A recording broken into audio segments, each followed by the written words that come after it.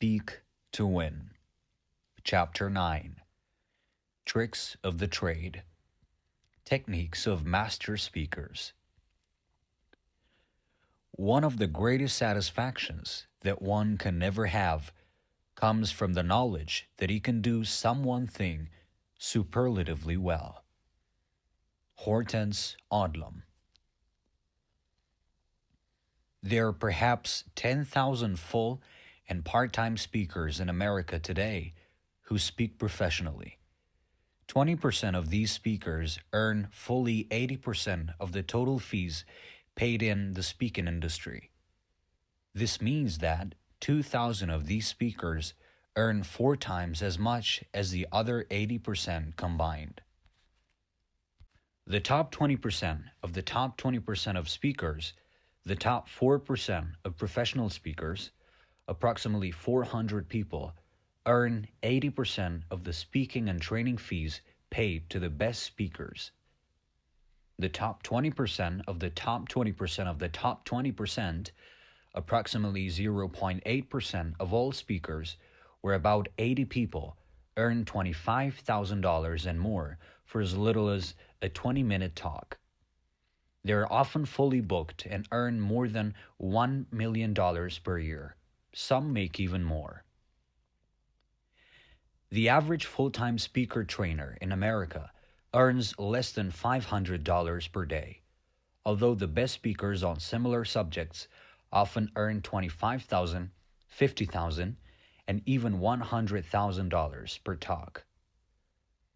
What are the main differences between the lower paid speakers and the astronomically paid speakers? This is something I have studied and worked on for more than 25 years. The highest paid speakers. To begin with, most of the highly paid speakers are marquee speakers. These are people who are famous and well known for some accomplishment in politics, sports, or business. Best-selling authors often become highly paid marquee speakers as well, at least for a while. Most speakers are hired by meeting planners or senior executives to address organizations, associations, or business meetings. The goal of the meeting planner is to attract as many people to the convention or meeting as possible. Annual meetings for organizations are usually important sources of revenue for planners, which use them to underwrite the operations of their organizations during the year. The bigger the name of the speaker, the more people will register, pay the convention fees, and attend the annual meeting. General Norman Schwarzkopf headed the successful military operation Desert Storm in the 1991 Gulf War against Iraq. When he retired, he immediately became a top speaker on leadership. He began to receive as many as 1,000 invitations per year to speak to business and organizational groups throughout America, Canada, and the rest of the world. His fees were consistently in excess of $100,000 per talk. When General Schwarzkopf retired from the Army, he walked down the street from his official retirement ceremony in New York and gave his first speech as a civilian. He earned more from that single luncheon talk than he earned in 6 months as the general in command of 330,000 troops in Desert Storm. The journeyman speakers. The second level of speakers, well paid but not necessarily famous, are those who speak very effectively on a subject of considerable importance to many companies and organizations. In many cases, they are industry experts who've been successful in their fields and then turned to professional speaking.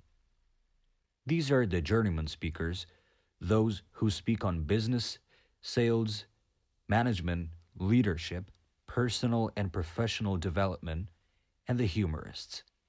These people are booked over and over again because they please their audiences consistently, and their reputation spreads. 2 qualities of top speakers. The best speakers in either category, marquee or non marquee, have two important qualities. Number one, high levels of energy and vitality. They engage in enthusiastic conversation with their audiences. They're warm, friendly, and likable. It's clear that they're happy to be there with the audience and that they enjoy sharing their ideas with people they treat as friends and colleagues. Number two, excellent content and delivery. Because listening to a speaker is a form of infotainment and people are always interested in hearing and learning new ideas, excellent speakers share excellent material with their listeners. Speakers only succeed long term if they give powerful and popular public presentations. People must come away nodding their heads and talking about what a great job the speaker did on her subject. They must be eager to hear the speaker again. Other things top speakers do well and why you should do them well too. Even if you have no intention of ever becoming a professional speaker, knowing what makes these people stand out to audiences is useful for learning how to be a better speaker in your own circles. Here are some of their rules. Please the meeting planner. In the meetings industry, word of mouth is the single most important determination of repeat bookings. Before a meeting planner will hire a speaker, especially an expensive speaker, the meeting planner must be convinced that this person will attract a lot of attendees and then please their audiences. For that reason, in the speaking industry, we often say that the job of the speaker is to make the meeting planner look good. When the meeting planner hires an excellent speaker and the attendees are happy, the attendees compliment the senior executives on their choice of speaker. As a result, the meeting planner looks good and is often promoted or given a bonus. The speaker will usually be used again and be recommended to others. For example, I once was booked to speak at the annual meeting of a Fortune 1000 corporation. The secretary to the president was a fan of mine and had talked at home about benefiting from my material. So she recommended me to be the keynote speaker at their upcoming meeting. The president had never heard of me and was reluctant to bring in someone he didn't know for a meeting that was so important. Nonetheless, she convinced him that I would be a good choice. The talk went extremely well, and I received a standing ovation. Some weeks later, I received a letter from her telling me that her boss was so happy with my talk that she had been promoted to a managerial job and given a $4,000 raise. The reputation of a speaker, positive or negative, spreads quickly. The rule is that you are only as good as your last speech. Before someone will book a professional speaker, he or she must be convinced that the boss and the audience will be pleased and satisfied with the result. Meet other speakers. Even if your goal is just to speak effectively in your business or social circle, you should use top professionals as models to learn from. Like they do, you should attend every talk and seminar that you possibly can. Take notes. Observe how speakers interact with the audience before the seminar and how they deliver their speeches when they stand on their feet. When you attend a speech or seminar of any kind, make every effort to meet and shake hands with the speaker personally. Thank him or her for coming. Tell the speaker that you're looking forward to what he or she has to say.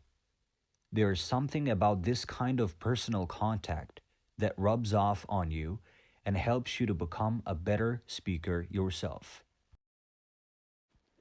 Spend time studying, researching, and preparing. There are several rules that marquee speakers and professional business speakers must follow to get to the highest levels of income and acclaim. First, as I have said repeatedly, top professional speakers prepare thoroughly. It is not uncommon for a speaker to spend 10 hours on reading, review, reorganization, and practice to give a 1 hour talk. Top speakers learn everything they can about the audience. They ask about the ages, occupations, and backgrounds of those who will attend. They ask about previous speakers who have addressed this group and what the audience liked or disliked about those speakers. They want to know about the incomes and responsibilities of their audience members. Professionals study the brochures and other information from the company and review client websites carefully. They study the industry that the company or organization is in, and they familiarize themselves with the major events and trends in that industry. Be clear about your objective. Like a professional speaker, you want to achieve a complete clarity about why the meeting planner hired them in the first place.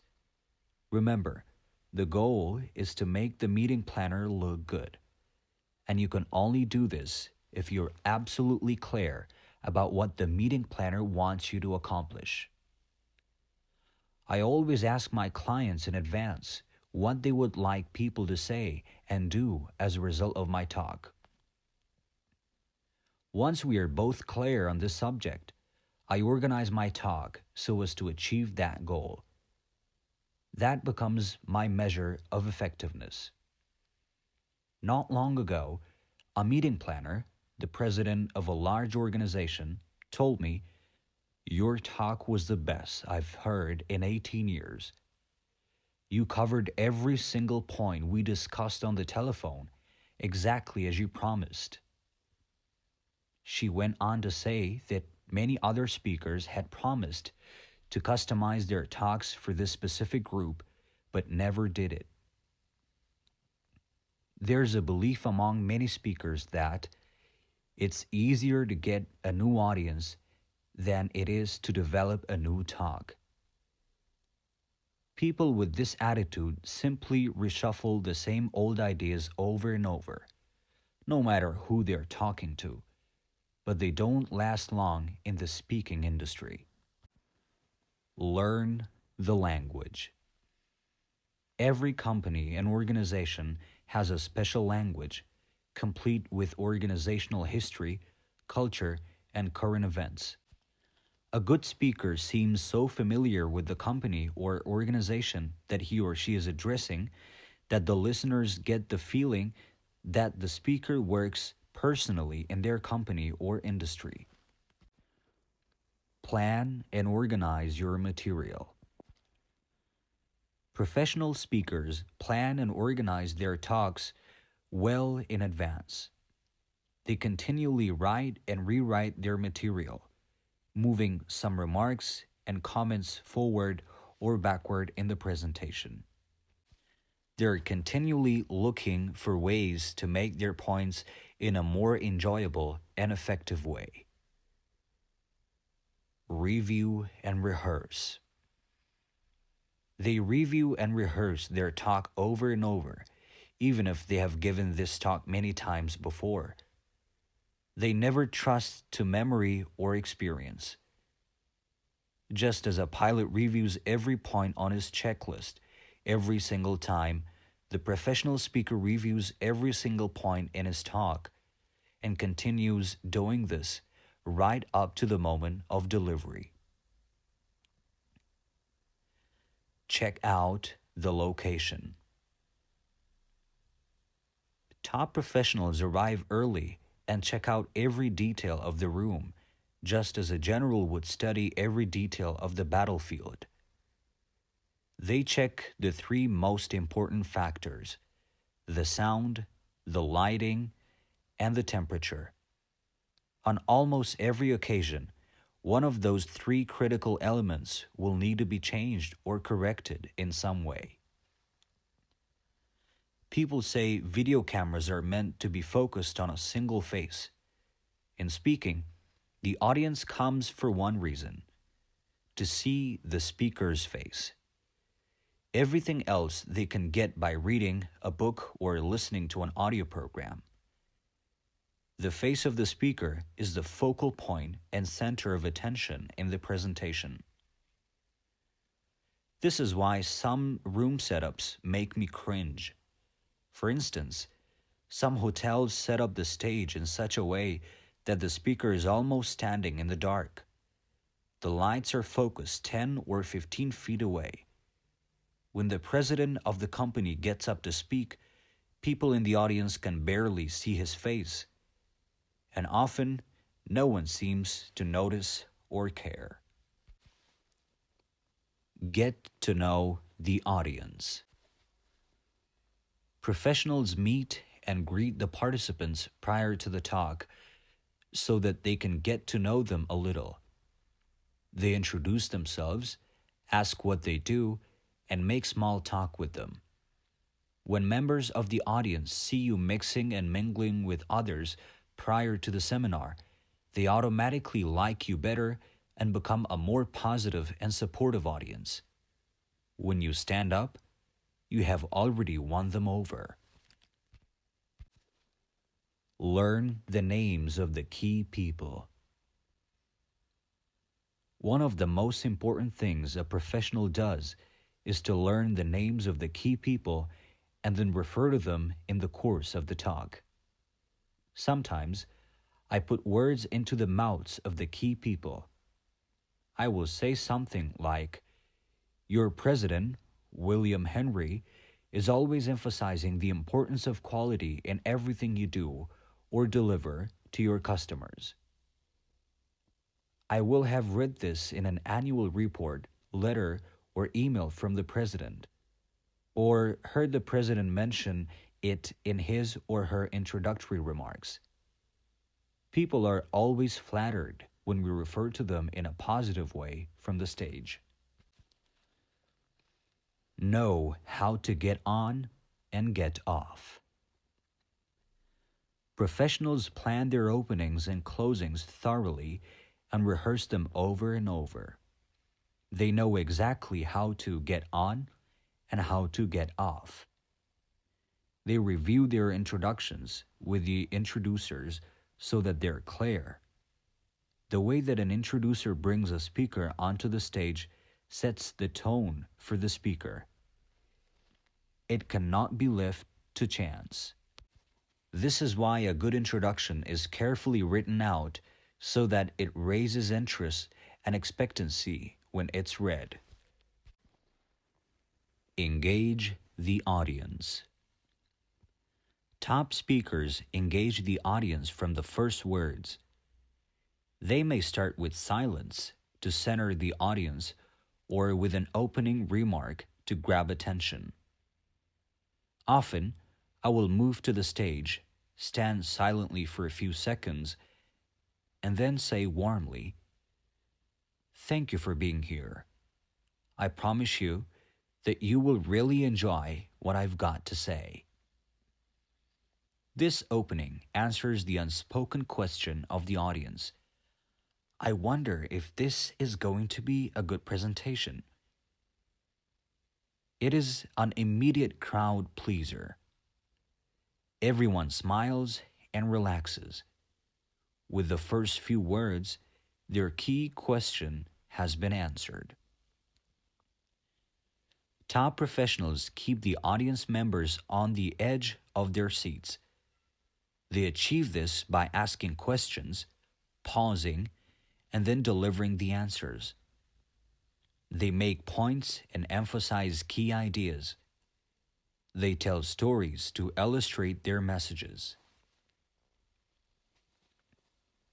Treat them as friends. Top professionals treat the audience as friends. They smile as if they're glad to see the audience members and as if it is a real pleasure to have a chance to share ideas with them. The audience members know instantly if you like them and feel positively toward them. You achieve this feeling by being charming and by smiling warmly before you even open your mouth. Use every speaking method possible. When they begin, the top speakers promise that what they are about to say will be really interesting and helpful. They often tell a story about someone who heard these same ideas and who made a major positive change in his or her life. Top speakers use a series of rhetorical devices and other methods that have been developed and used on the stage or in movies for many years. They use silence to center the audience and to give the audience time to settle down or to digest key points. They use pauses prior to key points or immediately afterward to punctuate their delivery and emphasize key ideas. They ask questions continually. Because people are conditioned to answer questions, when the speaker asks a question, the audience members answer it, if only to themselves. There is a saying in selling and speaking that the person who asks questions has control. When you ask a question, you grab the total attention of the audience members for the length of time it takes them to answer the question. Their minds lean into the question, especially if it is one that can have different answers.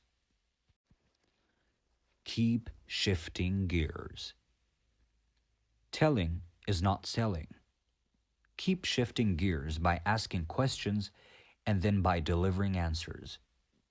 Use dramatic pauses and extended silences before or after key points. Use a dramatic pause in the middle of a sentence before you drive the main idea home. Top professionals are masters of timing. They tell a story in parts with pauses and drama, sometimes digressing to mention another idea and then coming back to the story. They tell jokes the same way. The following story is an example of what I mean. Many people refuse to accept responsibility for the situation they're in. It reminds me of the story of Ole and Sven, who were coming over from Sweden many years ago on an old freighter. The freighter ran into a heavy storm in the North Atlantic. Ole runs to Sven and says, Sven, the ship, she's breaking up. She's going down. Ole says, what do we care? It's not our ship. Well, everything that happens in this company is your ship. Let it sink in. Professionals tell stories that make a dramatic and thoughtful point, and they allow the story to sink in. They allow people to process the point they have made. They give people time. They watch their faces until it's clear that they understand you. Similarly, when you tell a joke, it's very important that you do not step on your lines. When the audience laughs, let them laugh until the laughter starts to die down. Only then do you continue with your talk. Audiences like to be entertained by a speaker. They enjoy laughing. Don't deprive them of the time they need to take for thought and introspection, or of the time that they laugh after you have said something funny. Use both your voice and body. Professionals speak a little louder. This demonstrates confidence in what they're saying. They use their bodies more moving their arms, nodding their heads, smiling, and being more animated. For example, when you want to make an important point, expand your arms wide or increase your volume. When you want to suggest intimacy, hold your fingers and your hands together gently as you lean toward the audience. Let your arms drop. When you're speaking, your natural stance should be with your arms at your sides, rather than raised in the Tyrannosaurus Rex position. You can touch your fingertips together lightly to emphasize key ideas.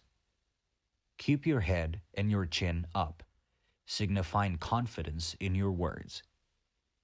Especially, smile warmly at the audience. Twink like Santa Claus. Enjoy yourself. Have fun. Be happy. Speak as though this is a wonderful experience for you and that you're enjoying every minute. Summary. In the final analysis, the only way to learn to speak is to speak and speak and speak and speak. When you prepare, practice, and rehearse over and over again, incorporating more and more of these professional speaking devices into your performance, you will soon become a spellbinding speaker who is invited back again and again, and who will make more and more money for each appearance.